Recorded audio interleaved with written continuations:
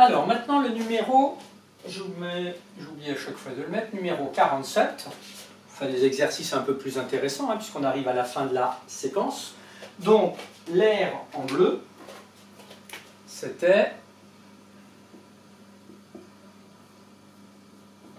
Voilà. Donc, il fallait calculer déjà l'air de tout le disque, auquel on allait retirer ces deux airs. Donc, c'est l'air du disque. Et on savait que ça mesurait 8,5 ici cm au total. Donc, ça fait pi fois 8,5 au carré. Donc ça, c'est tout le grand disque. Non, attention, ça c'est le diamètre. 8,5 divisé par 2. Voilà, je me disais c'est bizarre. Donc, pi fois rayon carré, moins... Alors attention, on a deux choses à soustraire. Donc j'ouvre une parenthèse.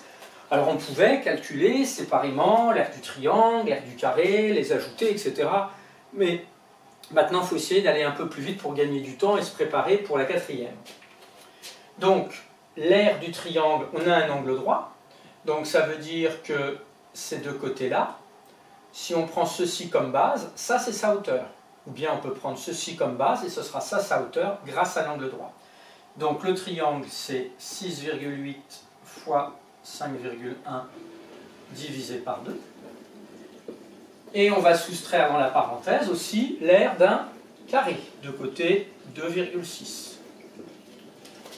Donc voilà la méthode la plus efficace et la plus rapide. Alors après, là on peut prendre toute sa calculatrice, ou pas aller trop vite. Pi fois, alors, je vais mettre quelques intermédiaires pour ceux qui ont eu du mal et qui se sont dit, je vais détailler mes étapes.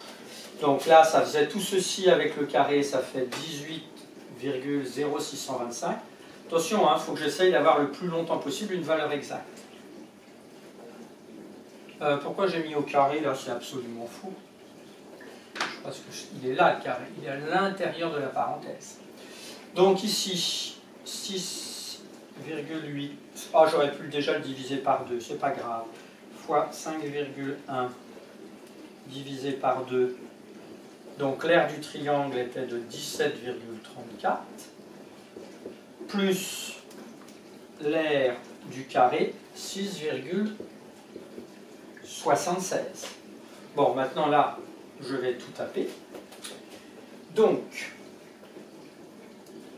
pi fois 18,0625 moins, je n'oublie pas de mettre des parenthèses, 17,34 plus 6,76 et ça nous donne environ 32,6. Je vais mettre un seul chiffre pour changer, centimètres carrés, et je vais préciser, arrondi cette fois-ci au dixième, puisqu'il y a un seul chiffre avant la virgule. Après la virgule.